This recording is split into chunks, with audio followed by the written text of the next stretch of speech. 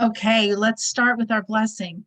Baruch atah Adonai Eloheinu melech haolam asher bachar banu mikol hamim v'natan lanu et Torato. Baruch atah Adonai noten haTorah. I hope everybody had a wonderful Hanukkah. It was sad saying goodbye to my menorah, I have to tell you, just putting it away. But God willing, next year, and the lights of the menorah should continue burning and illuminating our lives. Now we are in the month of Tavage. Tavage is when people go to list the months and name them, they often forget Tavage. It's like one of those months, there's no holiday in it. Kislev is Hanukkah, then we're going to have Shvat, Tu B'Shvat, then we're going to have Adar, and then we're going to have Nisan Pesach, and then we're going to, we have all these things, and Tavage is like, oh yeah, that month that's in there. So the month of Tavage. On top of it, next week will be a fast day on the 10th of Tavage, commemorating several sad occasions, not the least of which was the forced translation of the Torah into Greek in the attempt of the Greeks to sanctify Torah, desanctify the Jewish people, desanctify Judaism, just as they desanctified the Beit HaMikdash, desanctified the oil. Everything was about lowering some things to just their physical lowest common denominator, and just putting everything is all the same. So we commemorate that and we fast on that occasion as well. That'll be on the 10th of Tavage. However, the month of Tavage is spelled Tet, Vet, Taf, okay? Tet, Vet, Taf, and those are the same letters that spell the word Tovot, which means good. That's the plural of good. Tov is good, like Tov Ma'od, very good. Tov is good. Tovot is plural of good. So on one hand, we have this month, which is a sad month in that we have a fast day that is commemorating several things related to the destruction of the temple, which is sad. On the other hand, the name of the month is good things of this month. So this month of Tovot, we're going to tie our learning today around that and understanding what the good is and what Tevet is all about, but in the context of a fascinating woman named Serach bat Asher. Just a show of hands for those who have their faces on, people who've heard of Serach bat Asher before. If you've heard of Serach bat Asher. Okay, you've heard of Serach bat Asher. She was the daughter of Asher. Asher was one of the children of Jacob. Serach bat Asher is featured in this week's Parsha in a cryptic way, and she's alluded to in other places as well. This is based on a shir, a class by Rabbi Yoni Levin, but it is not at all tied just to him. He brings in lots of sources and quotations, so we're going to take a look and see who is Serach bat Asher. One of the things that we learned about Serach bat Asher is that she was one of a few people, and I don't have the list handy, so I'm sorry, I can't answer that question. One of a few people who we learn never died. It says that she never died, that she walked straight into the Garden of Eden, that she lived in this world for a very, very, very long time, so long that she came into Egypt, down to Egypt with Jacob and his family after the reunification of Joseph and his family. Serach bat Asher is one of the people who comes down, and she's still alive at the time the Jewish people leave Egypt. So that's a really long time just to be walking in this world. And then above and beyond that, it says that she never actually died, that she went straight into the Garden of Eden. So we want to know, what did she do that was so special? And why did it merit that? And why specifically that as the reward? And what does it have to do with our month of Tavage? This Parsha is always read during the month of Tavage, so we're going to understand that, and whenever Parsha is read in a month, it always relates to the month as well. So we're going to understand all of that and more. So where does Serach bat Asher come onto the scene in the Parsha of Vayigash? For those who have been following the drama, that Joseph, who has risen to power in Egypt, he has successfully interpreted the dreams of Pharaoh and has been put in charge of collecting and distributing the food from the time of the 7 years of plenty to the 7 years of famine. And during those 7 years of famine, Joseph's long lost family, his brothers, 10 brothers, come down to Egypt to buy grain. He works out a whole thing where he basically, I'm going to use the word frames his brothers, but he's really giving them an opportunity to do teshuvah for having sold him. And he ends up testing them by framing his whole brother, Benjamin, and saying that he's going to keep Benjamin as a slave and the rest of the brothers can go back. Feel free to read the story. This very last week's Parsha and this week's Parsha is very, very dramatic, real cliffhangers. In this week's Parsha, Judah, Yehuda, steps forward to Joseph, which is the word Vayigash, and he approaches Joseph, who he doesn't know is his brother, and says, I will stay and be your slave. You must free my brother Benjamin. His father will die if I don't bring him back, and I am guaranteed his safety and well-being. I will be your slave. And is at this moment that then Joseph sees, which is he's been trying to work out to make happen, he sees that his brothers would not do to Benjamin, who's kind of like the stand-in for Joseph, because Joseph and Benjamin are the sons of Rachel versus the sons of Leah, and the jealousy that had been towards Rachel and Rachel's children, that they were going to stand up for and be willing to give their lives for Benjamin. This was rather than selling him and saying, okay, you keep him. We're done with Rachel's kids anyway. You might as well, you take him and we'll go back to dad. They didn't do that. Yehuda didn't do that. And at that moment, then Joseph reveals himself to his brothers and says, I am Joseph. I am your brother. And the brothers, of course, are speechless. We've talked about just the psychological impact of this, that they were in complete denial of the fact that they had sold their brother and that they had done something wrong. And if he had revealed, they couldn't recognize him. They had disassociated from the whole experience of what they had done, and they felt completely justified. They didn't recognize Joseph, and he then reveals himself. Now he wants them to go and tell their father that he is still alive and to bring the family down to Egypt and that he will take care of them. Fascinating study about that as well. Yeah, it's a whole other wonderful thing. So he wants his father now to know that he's alive. Now it's been many, many years. What's going to happen when Jacob hears that Joseph is alive? What would you be concerned about if you were the family giving this truly earth-shattering news? You're going to go down to your father and say, guess what? The son that we told you, the brother we said had been torn by an animal and was dead, guess what? He's alive and well, and he's the head of Egypt. Be like, it would kill him. The shock alone, he wouldn't be able to handle it. So they have a plan that someone is going to prepare Jacob to be able to hear the good news. And the person who prepares him is Serach bat Asher. It says that she was musical, that she played the harp, and that she sang a very gentle song, kind of like a lullaby.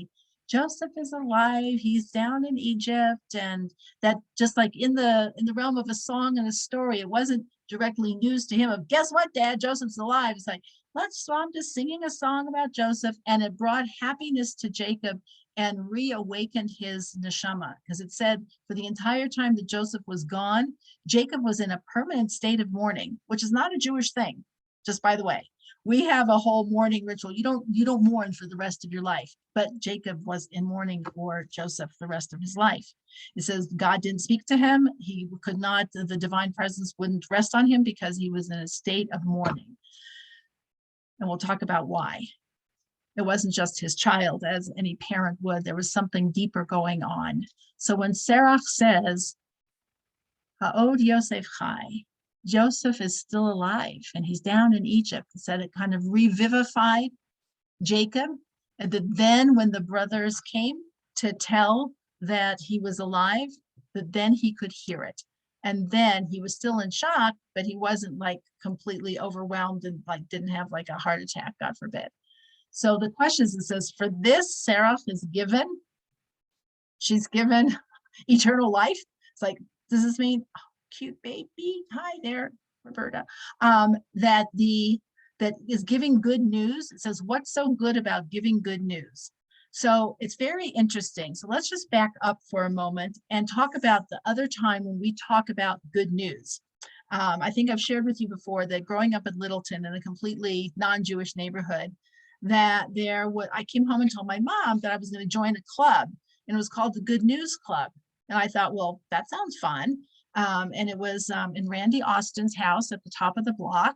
And my mom said, you are not joining that club. I'm like, why not? And she said, because it's Christian, it's gospel. That's what gospel means, is good news. And that's what it was. It was a club for, born again Christian people. And he would have loved to have had me there. So I couldn't join that good news club. But good news is something we refer to, but we tend to think because it's associated with Christianity and gospel and the good news of Jesus's arrival. So as soon as we hear the word good news, if you see a bumper sticker that says good news, it's going to be Christian. It's not going to be Jewish, because we just tend to not associate that phrase with us. And yet, if you recite Birkat HaMazon, in Birkat HaMazon, we talk about good news. And the good news is specifically coming from Eliyahu Hanavi, Elijah the prophet. And so we say, when we're doing all the harachamans of God should have mercy on us, we say, Harachaman, and you probably have heard this song. Harachaman hu yishlach lanu et Eliyahu hanavi. Da da da da. People all caught up. Harachaman hu yishlach lanu et Eliyahu hanavi zachur latov.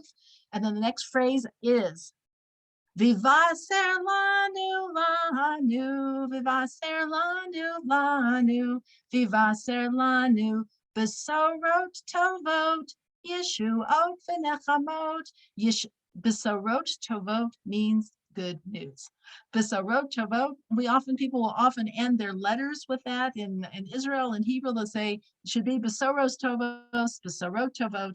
We should have good news soon. And our kind of good news, kind of like the Christian, but very different, is always about the coming of Mashiach.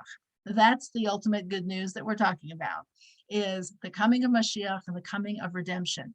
And that Eliyahu, which is interesting, we're talking about not the coming of Mashiach, but the person who is going to get to tell us that Mashiach is coming. Elijah's the one who's getting the headline here. He's coming. And what's so great about Elijah? He's going to give us the Besorot Tovot. He's going to give us the good news that redemption is coming. Clearly, that's a very lofty position. We talk about Mashiach, but we also talk about the Besorot Tovot, the good news that Mashiach and redemption is coming. Salvation is coming. Now we know something else also about Eliyahu Hanavi, which is, it says he also never died. Ergo, he'll be appearing at your Seder. Ergo, he's coming to any bris. He comes on Saturday night that we say, that's why we sing Eliyahu Hanavi, that we're ready for Eliyahu to come, because Mashiach doesn't travel on Shabbos just like any other Jew. And so he can't come until after Shabbos. And so after Shabbos, we sing about Eliyahu Hanavi, who's going to come with the Besorot Tovot, the good news that Mashiach is coming. And this comes specifically from the person who also is eternally alive. So there's all the stories. You can read all sorts of stories about Elijah appearing. There's like fables, midrashim, all sorts of things. It says, what is this? It says the ultimate good news is that God's plan for creation is fulfilled. That's the ultimate good news. What's interesting is all good news is a miniature version of this, which is why we all like good news. And it says to be a bearer of good news is to have like a little smidge of Eliyahu Hanavi. You get a little bit of that when we share good news, except usually the good news that we tell somebody is like, I don't know, you can get chicken at Costco or something. That's our good news. I once heard a rabbi talk. He said he's never seen, he says, this was a long time already, pre-COVID, but he was giving a very serious talk about simcha and about happiness. And he was talking about, he says, when I see the most simcha, the most joy on people's faces is when they talk about Costco. and they talk about what they got there and what good deals they got, and that's their simcha. And he says, and that's okay, because it is simcha, it is a kind of a joy, because we take pleasure. So that being somebody who is someone who conveys good news is to have a little touch of Eliyahu Hanavi, because you bring pleasure to people about good news. Even before the thing comes, we're already happy that it's on its way.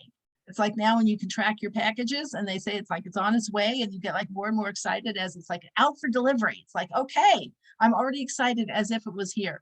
It expands the actual experience because you get anticipation built in. And anticipation is its own kind of pleasure. Anticipation is its own kind of pleasure. That's why some people don't like surprise parties. It's like, I want to be able to anticipate. I want to look forward to it. I don't want to just like be bam, like in my face. I want to have the pleasure of the anticipation. This anticipation and the ultimate anticipation that redemption is coming and around the corner. That is what Eliyahu Hanavi is about. So now, how is this related exactly to Serach bat Asher and her preparing saying the good news to Jacob about Joseph being alive? So we have to understand that Yosef is not just Jacob's son. Yosef is also part of the line of Mashiach. That part of the pain, a significant part of the pain that Jacob had over what he thought was the death of his son, was not just the death of his son, Joseph, but what he thought was the end of the possibility of there being a redeemer from Joseph. That he knew through prophecy that the redemption, because we already had the promise that was given to Abraham, to Avraham, your children, your descendants will be strangers in a strange land. They will be oppressed for 400 years. And after that, I will remember them, and I will come and I will redeem them with an outstretched arm. That prophecy was not just they'll be redeemed, but there will be redeemers. And the redeemers was going to be a Yosef redeemer and a King David through the tribe of Judah, through the house of David. There were going to be two Mashiachs. As we have an understanding now, we have Mashiach ben Yosef and Mashiach ben David. The first one is the one who prepares the way, and the second one is the one who reigns in the ultimate peace in the world kind of Mashiach. When Joseph was killed, from Jacob's perspective and his mourning and his pain, in addition to whatever pain we would understand as a parent, was that this had been cut off. So when Serach bat Asher sings, Od Yosef Chai, Joseph is still alive, it's not just your child is still alive, but that redemption has not been cut off. There is hope, and that the future is secure, and you don't have to worry that that's not going to happen. And now redemption can continue to unfold. And that was part of his pleasure. That's the good news that Serach bat Asher shares. When she does that, it says she then becomes like Eliyahu Hanavi. She becomes, and she's then cloaked in, you could say, his neshama, or shares the cloak of immortality, because she does the same thing. She is then now connected to the ultimate redemption, and in the time of ultimate redemption, there will be immortality. It's like there will be no more death in the world. So that means eternal life, the equation of eternal life, redemption, sharing the good news of it coming, are all combined together, and Serach bat Asher is the one who is associated with that. So that's why it's her reward, is because she is connected to that. Any questions just about this part so far? Lots of questions at all. Helene. Actually, just kind of occurred to me when you say the line of, and we have lines and we know where everything comes from.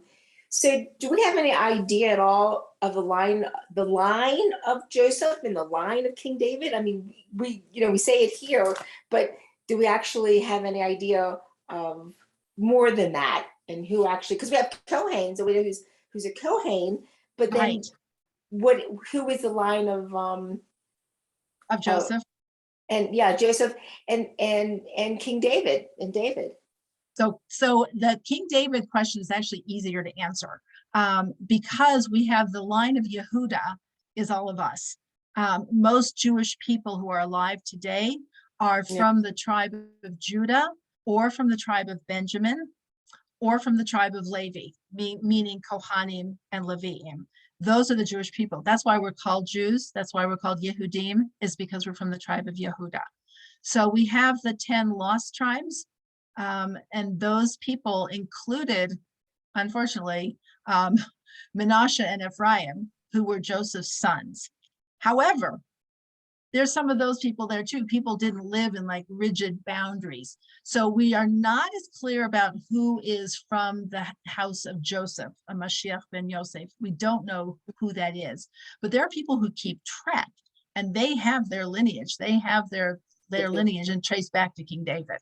I know people who have that. They have, because that was a source of pride. That didn't get lost.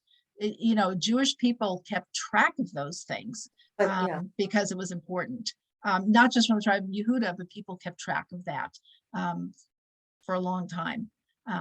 Yes, okay. So thank you. So our thought is that whoever it is will emerge, and we're not going to necessarily know who that is, but we have a much better shot on the house of David than we do on the house of Joseph. And Joseph's house is now divided between Ephraim and Manasseh. If you remember, first of all, in the next week's Parsha, that Jacob, before he dies, he elevates Joseph's sons, Ephraim and Manasseh, to the level of tribes in a way to kind of give Joseph a double portion, because Joseph was the firstborn of Rachel, Jacob's favored wife, and the firstborn always gets a double portion. So he gives, so Beth Ann's question is not Shimon. It wouldn't have Shimon. It would have been Reuven. Reuven is the firstborn of Jacob, and then Shimon. So is that maybe your question about why isn't Reuven? Beth Ann, is that what your question would be? And then Patricia, I saw your hand. I'll be back with you in just 1 second. So Reuven loses his leadership position for messing with his father's bed. He loses that. Patricia, what was your? So I don't mean to sound disrespectful, but it doesn't sound like singing this song to her grandfather was that hard of a thing to do, to merit eternal life. And I know, right? It's like, what'd I do? It's like, okay, I'll sing a song too. Is that going to get me like the key to heaven? I'll walk into Gan Eden. I'll sing whatever you want me to sing. It was, I don't know, Beth Ann. Thank you. I am sorry, I don't know. It's because of the ramifications, and it's going to go farther than that. So it says that she becomes the link between the past and the future. And how does this work out? So maybe this will help fill it in. It says that she was the one who was chosen to, like, how did they even choose her? Like, you've got a harp, you go sing to grandpa. I mean, what does that even mean? So this was something about that she herself embodied in some way. I don't know if it was the faith, the emunah, the belief that the redemption was going to come, that things would work out. I'm not sure about that. Everything about her, though, is about furthering the redemptive process. So the other piece that happens next is first of all, we said that she was one of the 70 who came down to Egypt. So in the Parsha, it lists 70 people. Serach bat Asher is listed, and there's a debate. Some said like it was Yocheved, it was Moshe's mother, but some say no, it was Serach bat Asher. But in any case, the rabbis say, even if Yocheved came in, Serach bat Asher is called the 70th person.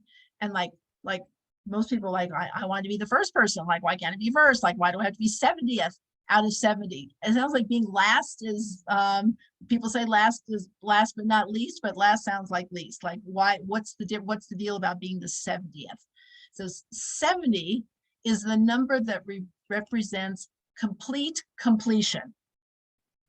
everything's done. So we have, because it's the product of two numbers that are about completion, 7, which is about completion as in creation, and 10, which is about full expression, as in the 10 sayings with which God created the world, the 10 commandments, the 10 plagues, your 10 fingers on your hand as a constant reminder that all of those 10s are about complete expression.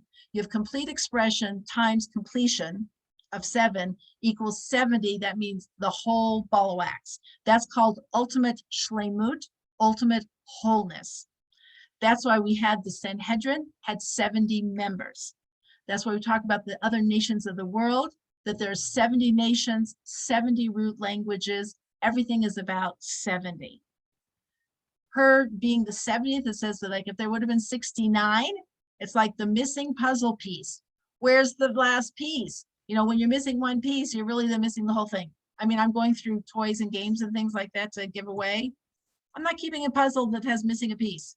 It's like, that's so unsatisfying. Who wants to make that puzzle? Oh yeah, I did the whole thing. Oh, that one's missing.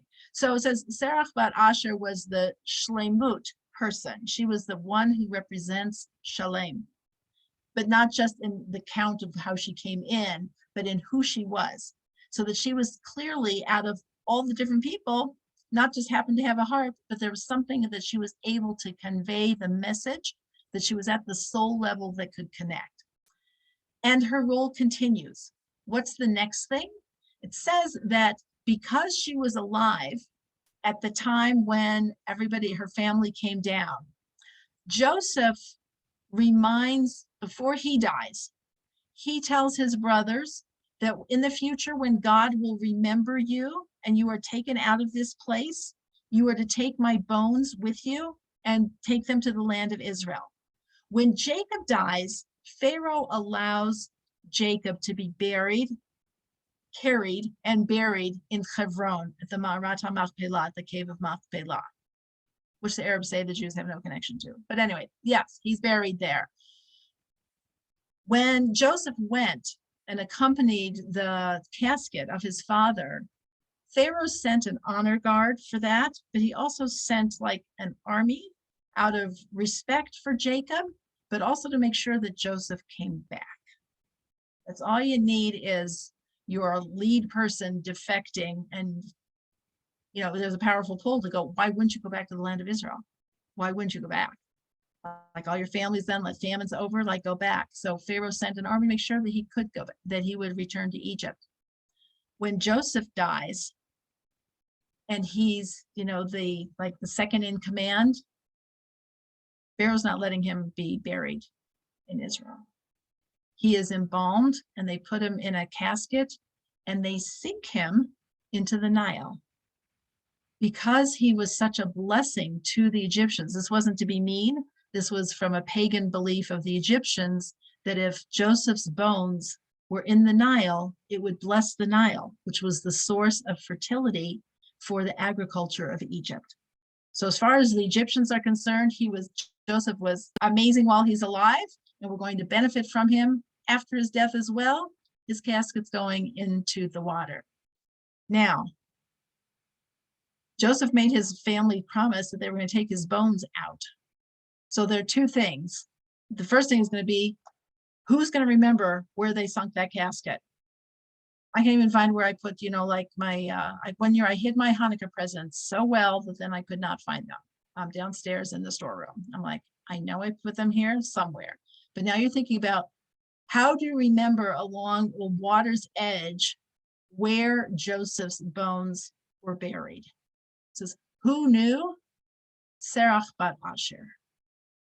Serach bat Asher knew where they were. Not only that, she knew the code words for redemption. And the code word was pakod pakadati. I will certainly remember you. It comes from the word to count you, it's a whole study about just even the word pakod pakadati or pakod yifkod. I will remember.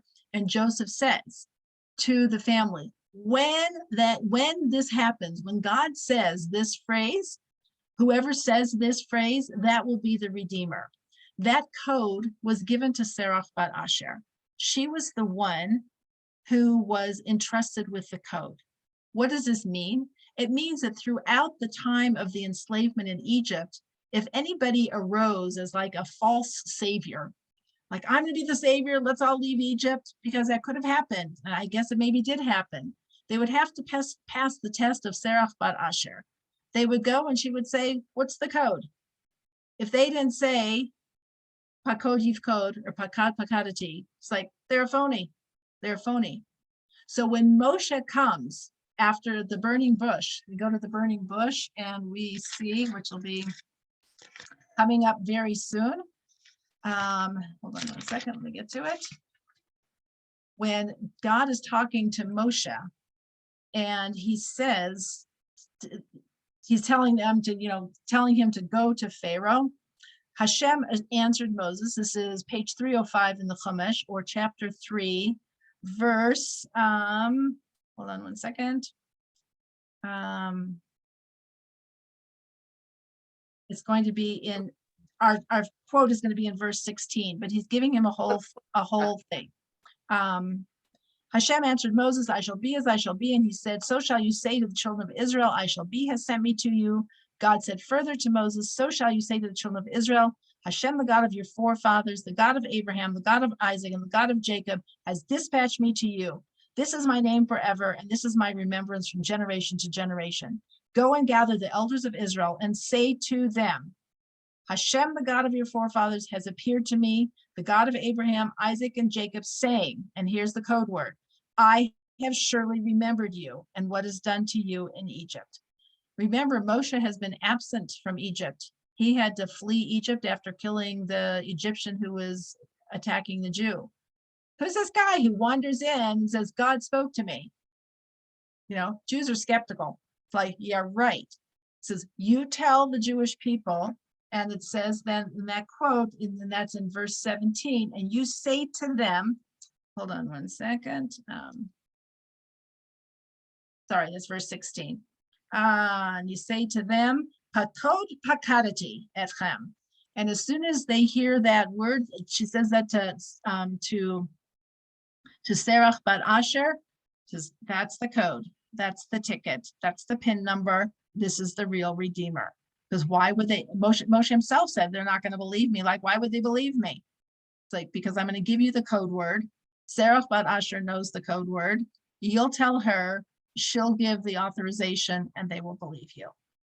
So then when it becomes time to actually leave Egypt, and Moshe is going to collect the bones of Joseph, because that promise has been passed down, he needs to know, like, where are the bones?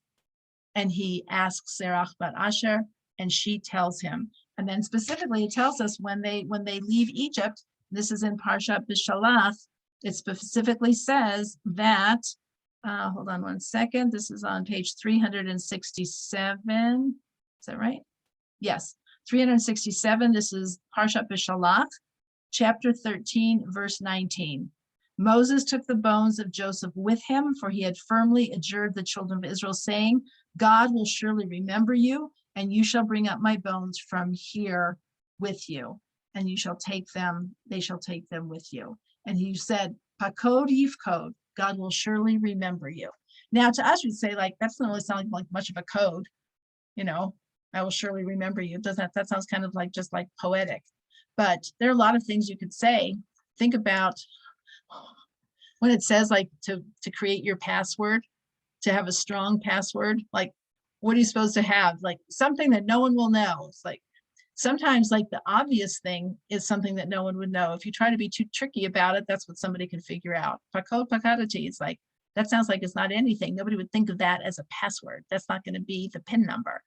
But it says that's the password. So Moshe asks Serach bat Asher, where are the bones? And she says, not only do I remember where he told me they are, I saw it, and I've made it my business to keep my eye on that.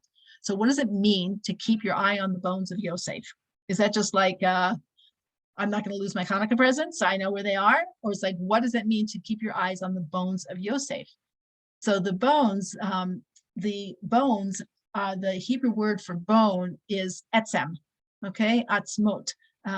It's atzamot. It's like atzmaut, to be independent, comes from the word bones, meaning that's what allows us to walk around. Otherwise, we would just be a blob of skin and sitting on the floor. So if you don't have your bones, you're not going anywhere. So it says the bones are the essence of the person, and the essence of Yosef means the essence of redemption, which means that Serach bat Asher kept her eyes on redemption. We usually associate this with Miriam, who of course wasn't born until later, but the person who really, really kept their eyes on redemption was Serach bat Asher, from the time of the Jews going first down to Egypt through the entire enslavement. A person who keeps their eyes on redemption while everybody is suffering so much and doesn't lose hope and doesn't think this is never going to happen and is ready to spring into action at the right moment, that's a person who is living an eternal life. That person has connected themselves to eternity while they are still alive in this world. There was no, she wasn't, I don't know what the word is. She wasn't distracted, dissuaded, discouraged, all the dis words. She wasn't any of those by what was actually going on. It doesn't mean that she didn't feel the pain that the Jewish people were suffering while they were in Egypt. It just didn't cause her to lose hope. Pam, if you want to unmute. Did she walk among the Jews at that time? Was she a slave? She was like in the community, like, hi, Sarah, like people knew her, but they didn't know that she had these powers. Right. They knew, Okay. well, they knew that they knew that she was the one, kind of like, she probably became known. First of all, she was already known as the person who had brought the good news. So people already knew that she was something special. So it wasn't like, oh, her? I thought she was just like the girl down the street. So she was already known as a significant person. Okay. From the time that she sang as a young girl to her grandfather Jacob. So the whole time she was known as, that was the thing. Oh, Serach bat Asher. Not just like she sang a pretty song, but she was the one who reinvigorated, revived Jacob. Okay. And did you say at the beginning that she still lives among us? She's still So on Earth? she is not a lot. So it says that she walked into the Garden of Eden without having to go through a death. Oh, she's in the Garden of Eden, so she's not earthly right now. She is not earthly right now, but it says that she didn't have to die. Everybody else has to go through a process of dying and then into the Garden of Eden. She didn't have to go through that because she kind of lived in the Garden of Eden channel, because being in that channel means going back to the Garden of Eden means the place where God's plan for the world started and where it will ultimately finish. And is there anybody else there right now, or is that where all the angels are? Oh, the Garden of Eden. So angels are, human beings are. That's why we say at a Jewish funeral that we say that the neshamas rest in the Garden of Eden. Okay. That they shall rest in the Garden of Eden. That's where all of the neshamas are. Most neshamas, though, have to go through a process of being alive in this world, dying, and then going into that. Their neshamas, they have to go through a cleansing process. Right. Letting go of their bodies. Serach bat Asher's body didn't have to go through that process because her body was totally aligned with her neshama. The only reason we have to have a separation is because our bodies are not totally aligned with our neshamas. So it's Elijah that's still going to bring us the good news, not her. She is not going to bring the good news to us. Elijah is. What she was able to do is that she got, who knows, maybe she'll bring the good news about Sarah, about Mashiach ben Yosef. That would be good. I haven't seen that, but I like that script really well. We believe Elijah is going to bring the good news about both Ben David. No, we just say Ben David. We just say about Ben David. Okay. Yeah. So I don't know. So I'm going to throw this. This is Ellyn Hutt. This is based on absolutely nothing.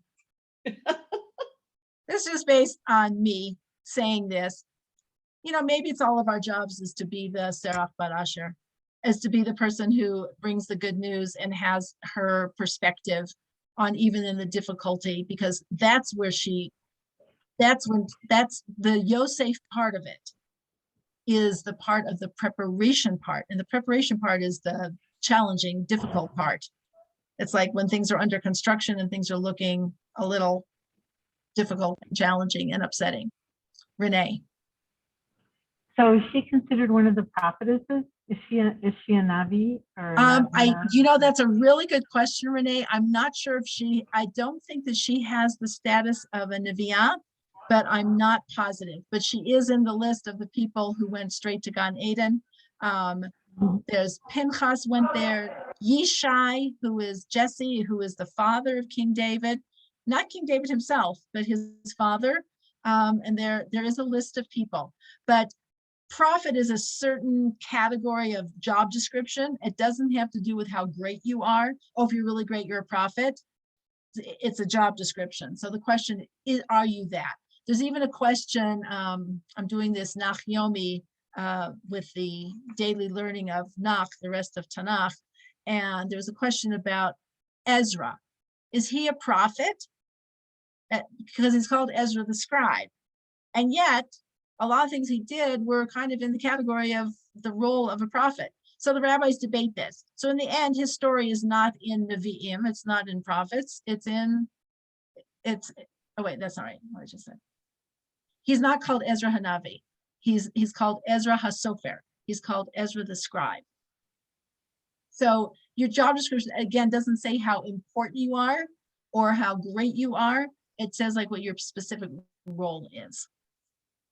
And the role of Serach Bat Asher is this person who is deeply connected to redemption throughout the enslavement and who's able to see that and to bridge the gap and be able to hold on to that. So she knows where Joseph's bones are, she knows the code, and she keeps her eyes on that the whole time. And it says that she also went, she lived to go into the land of Israel as well. So she got to go like the process. And so Joseph's bones went and they were buried, as we know, in Joseph's tomb.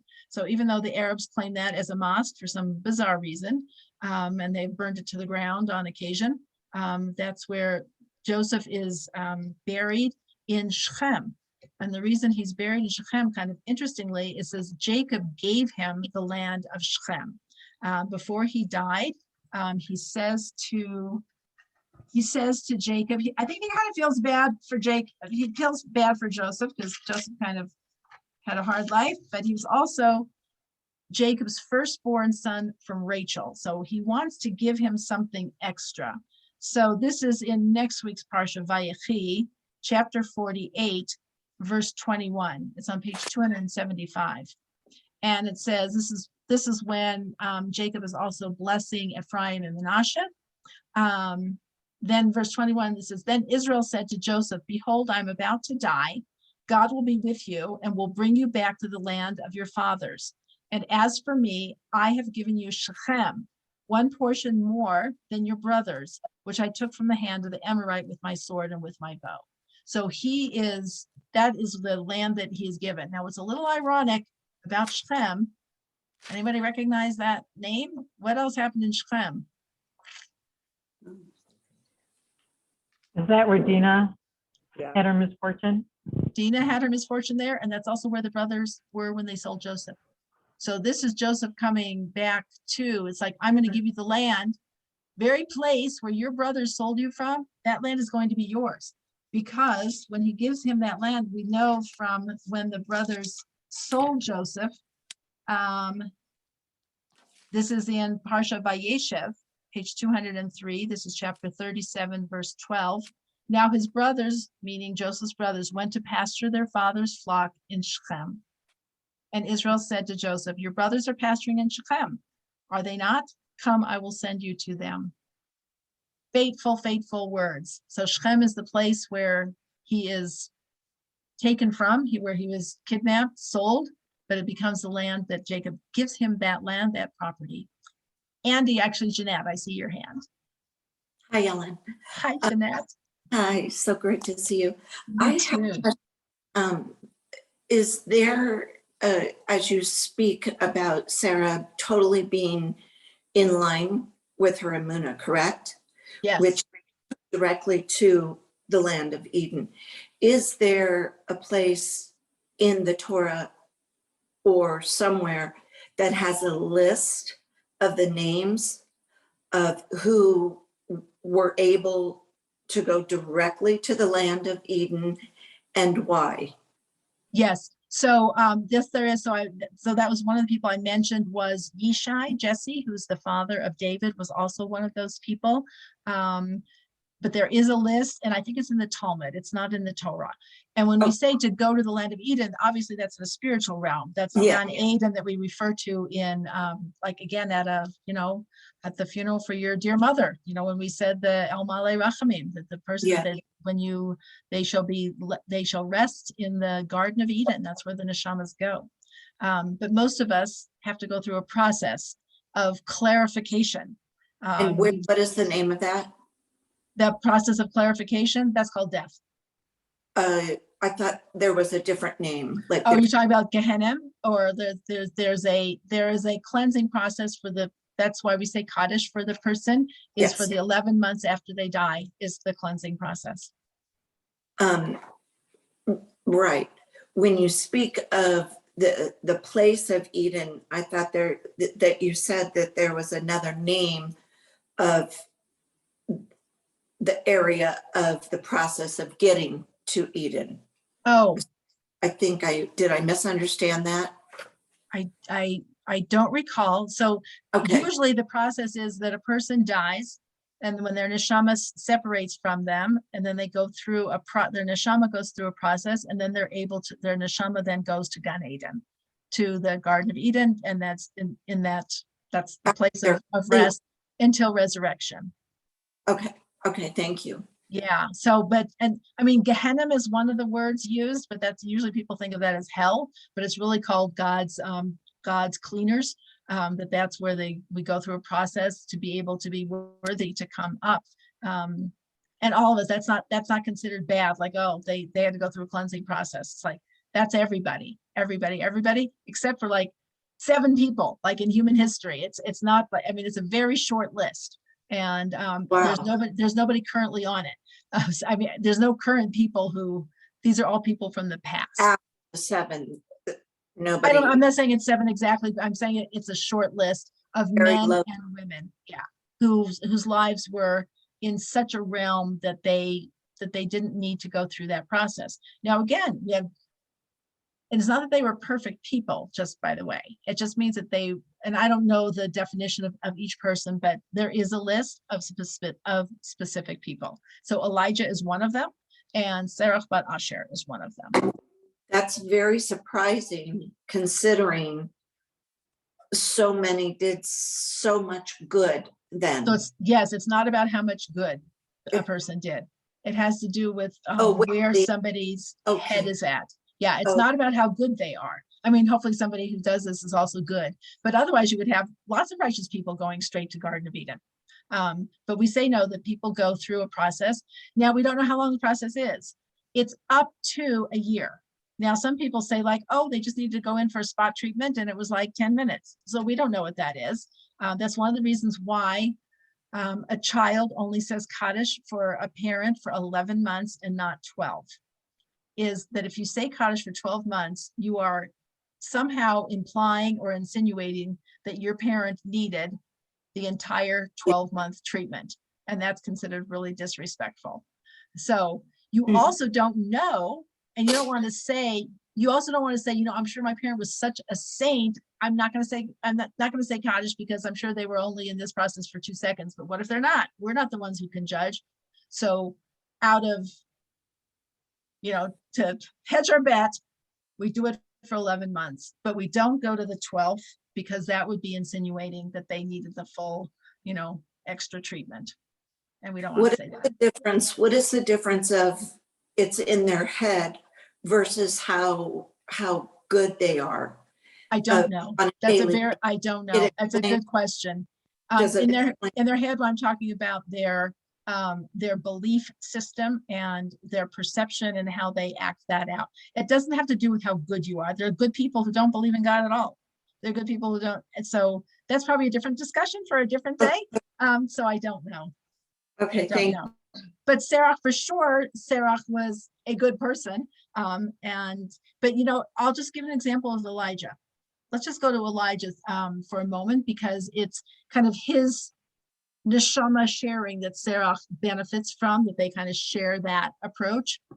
Elijah was not a perfect person. Just remember, Elijah gets sent into early retirement because of his anger issues with the Jewish people, because he so cannot tolerate the Jewish people not believing in God and staying with the program, that he calls a drought. He's doing all these things, and God says to him, like, you need some time out. And he sends him into the wilderness and sends him to Mount Sinai. It's like, can we talk here?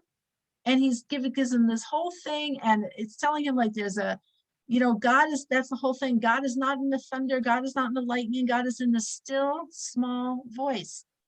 Do you get this, Elijah? And he goes, and now what do you think? Elijah's like, I can't stand it. He says, you know what? You need to appoint somebody else. You need to appoint, and he appoints Elisha. Okay, Elisha takes Elijah's place. So here's Elijah, where he has this problem. He's called a Kanai, that he is what's the word in English? He is when somebody is like very, for Brent, that's the Yiddish.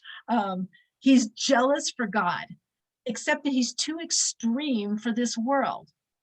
And so he gives him a punishment and a promotion at the same time. He says, you're not going to be in this, you can't be here anymore. In this world, you don't fit. But you're not going to die either, because you're so amazing. So it says that he goes up like in a chariot of fire, but he doesn't die. And God says, and I'm going to have you come, just to show you, I'm going to have you come to the Jewish homes at times where you can have faith that the Jewish people are going to be doing the right thing at some point in the future. And I'm going to specifically send you. You're going to go to their Passover Seder, you're going to go to the bris, and you're going to see there is hope, and you will have faith. But I can't have you be my prophet walking around in the world anymore, because you're making me crazy. So that's a loose translation of what God said to him, and he retires him. So was he a good person? Of course he was a good person. Was he, like what you say, like a nice person? Like, I don't know. But he was someone who merited to go in. A zealot. I'm not God to be able to understand all this. Yes, Renee.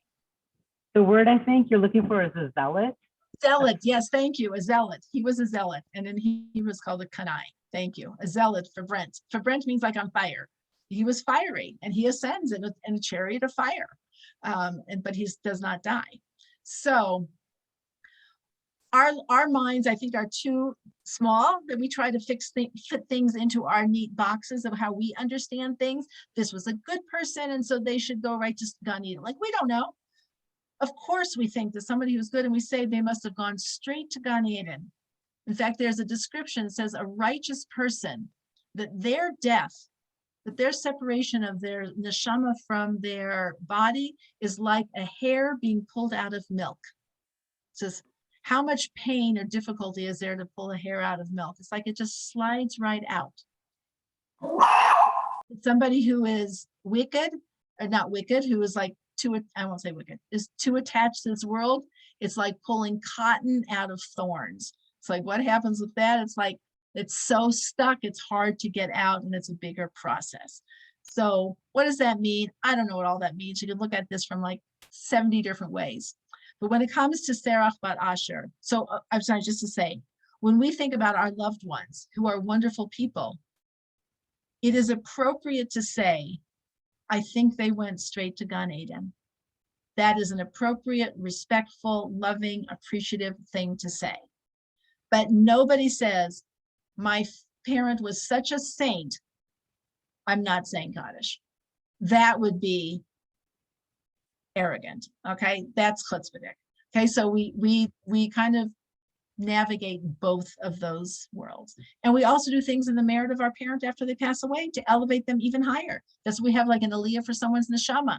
Nobody says, you know, my parent was so amazing, I don't ever have to do anything to elevate them because they're already at the highest level. Forever and ever throughout the rest of our lives, we always do things to elevate our loved ones' neshamas, because there's infinitely closer, better connection that can be made. So we walk around with both of that. So it's a little paradoxical, but we live in a world of paradox. Okay, so back to our Serach bat Asher.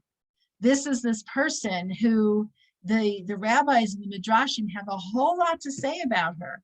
And she is also mentioned. It's one of the ways we know that she was there at the end, is when the Jewish people are counted again in, did I keep this? In Bamidbar, in the book of Bamidbar, which is Numbers, before they're going to go into the land of Israel, there's a count. And on page 883, which is the book of Numbers, chapter 26, and it is this is the sons of Asher. This is like all the descendants of Asher. And it says, verse 46, the name of Asher's daughter, Serach. These are the families of the sons of Asher according to their count, 53,400.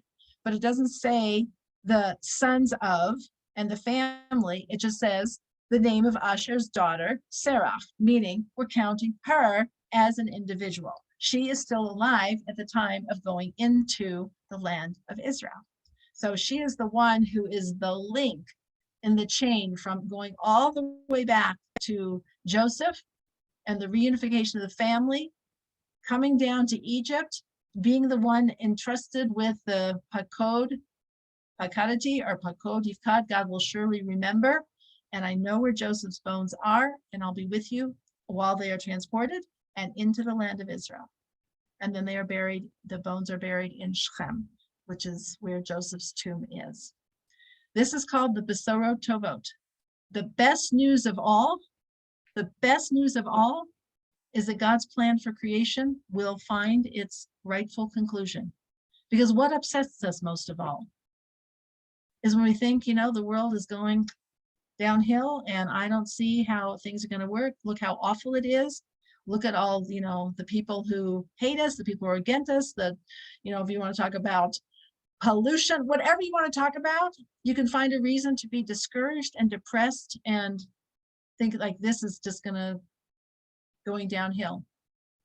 It takes a special person to say, yeah, that is true. That's true that's what it looks like. And it's true that it looks bleak, but that's not the ultimate truth. That's not the ultimate truth. The ultimate truth is that ultimately there will be shalom, there will be shleimut, and God's plan for the world will come to complete fruition. And that Serach bat Asher is that approach. So even though we normally focus on Miriam and maintaining faith and trust and being active, and that's a whole other approach to it, but then we have Serach bat Asher, who's just like this foundation person carrying everything all the way through. And we have it in the month of Tavage. And during the month of Tavage, we're talking about how things were like, oh, are you kidding me? The Greeks, this forced translation, things having to do with the destruction of the temple, the death of Ezra and Nehemiah. There's actually three things on the 8th, 9th, and 10th of Tavage. And we just roll it all in and just okay, we're just gonna fast on the 10th because we're not gonna have a 3-day fast. So it's seriously? This is such a dark time. But the name of the month is Tavage, which can also be read as Tovot. So this is me saying this. Somebody probably has said this, but I did not find it. As I said, that the way Tavage is spelled is Tet, Vet, Tav. Okay, that's how you spell Tavage. And that is a way to spell Tovot as well. But that spelling is called, it's lacking. It's called, I think the Hebrew word is chaser. It is missing something because the real way you spell Tovot is Tet, Vav, Vet, Vav, Tav. It's missing the vowel letters of the Vav as the O.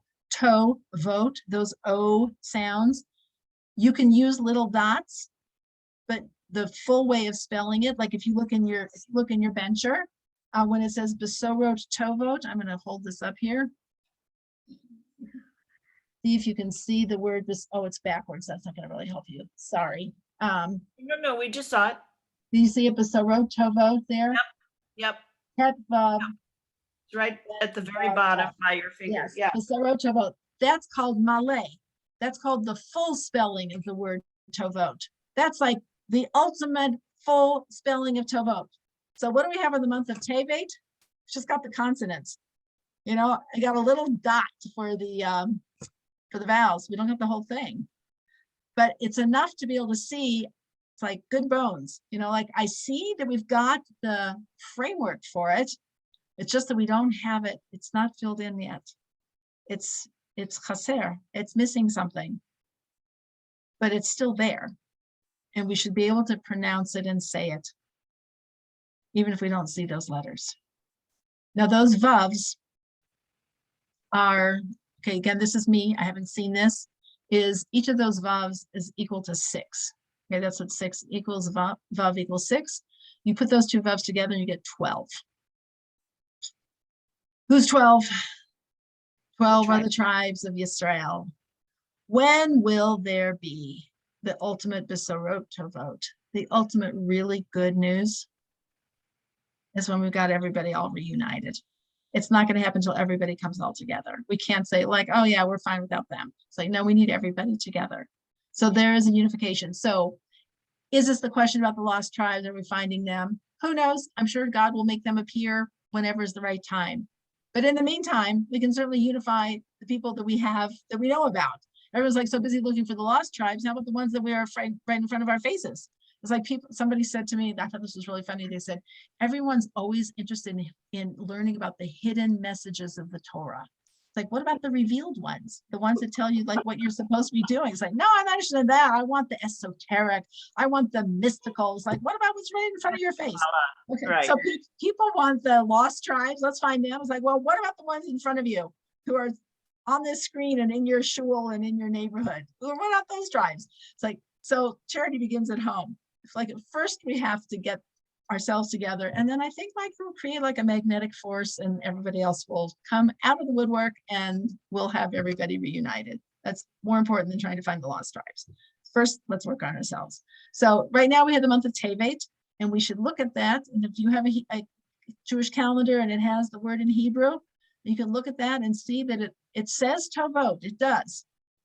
But it's chaser, it's missing something. And our work is to put in the rest of the story. And I think to see the world from Serach Bat Asher's perspective, and to be able to see that Od Yosef Chai, Joseph is still alive, that the hope for the redemption, we're in a process, and it's very cloaked and very hidden from us. And it's going through so many weird chapters and stages we don't understand. But to be able to say, and I don't know what Sarah understood. All she understood was the end game. I just know that in the end, it's going to be good. And if it's not good yet, it's not the end. So I'm not worried. I'm just moving forward with it. And that's what Sarah Asher did.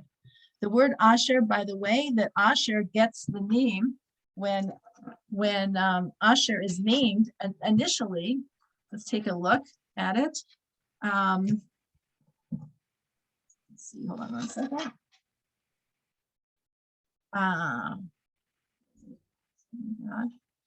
Hold on, where's Asher?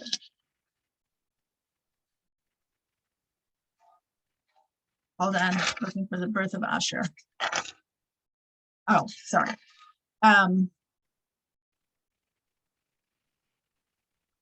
Okay, if anybody can find this, you can help me. Where is Asher? I didn't mark this. Want to see what his name means. Oh, okay, sorry, I was looking right at it. Page 155, this is chapter 30 of Bereshit, of Genesis, and this is verse 12. So Zilpah, Asher is actually a child of Zilpah, Leah's maidservant, bore a second son to Jacob. Leah declared, in my good fortune, for women have deemed me fortunate. So she called his name Asher. So Asher means fortunate, as we sing, Ashrei Yoshvei Veitecha. Fortunate are those who dwell in the house of God. Okay, so the name that she comes from of Serach Bat Asher, she comes from like not just fortunate, but what does it mean to be fortunate? Part of being fortunate is to see one's good fortune, is to be able to see all the blessing that is around, even when it doesn't appear to be there. So That's the name of her family name is already about good fortune, about goodness. And then she herself becomes the embodiment of that. And each of us can do the same thing. We're in the month of Tavage. It's like, what's our mission during the month of Tavage? Is first of all, to be bearers of good news. I hate to say, I fall victim to this, of being the bearer of bad news, because bad news is more exciting. It's like, did you read? Did you hear? Did you see? It's outrageous, blah, blah, blah. It's like, why do we do that? As I say, good news doesn't sell. It's like, in the Jewish world, it's supposed to sell. So to be the bearer of good news, it says, is to wear the cloak of Eliyahu Hanavi, the ultimate good news. It's a little taste of the ultimate good news. This make people happy. And when we see good news around us, the truth is it sets our sights looking for good news. It sets our sights looking for an opportunity to see how redemption is unfolding, even in the process of when it's looking so bleak and discouraging, because it's not going to be a black and white thing. First, we have the problem, and then we have the solution. The solution and the problem seem to be pretty much interwoven. And so you get to look, I guess the weaving message is like, you get to look at the difference between the warp and the woof. You got to look and see, which one are you going to look at? Which thread are you going to focus on? And when we do that, it says, look for the Besorot Tovot. When we look for the Besorot Tovot, the good news, we're actually furthering the good news happening. So just want to wish all of you Besorot Tovot. We should only have good news, and all good news is a piece of the ultimate good news. And that happiness, we should look for it, we should find it, we should express it, we should share it. And may we all merit a very quick entry into the Garden of Eden and long life and the ultimate shleimut. Thank you. Thank you, Ellen. Thank you, Ellen. Shabbat Thank shalom. you so much. Sorry for going over, but I'm glad we get to finish Serach Bat Asher. Have a And great Rena Thank you Shabbat. so wanted to much. say Thank hi. you. Rena says hi, Ellen. Hi, Rena. Hi, Rena, Eliana. So cute. Bye. Bring her anytime. She wanted to be with the girls, with the I ladies. bet. We want to be here. We needed you. We There you needed you. go. And her name Okay. is Rena, which is joy. Gila Rena. Rena. Rena. Thank you, Ellen. Okay, Thank you, take everybody. care, everybody. Bye-bye. Tammy, have a good Shabbos. Shabbat shalom. Shabbat Love shalom, you. Renee. Have a good Shabbos. Hopefully I'll see you over Shabbos. Okay, take care. Bye, Linda.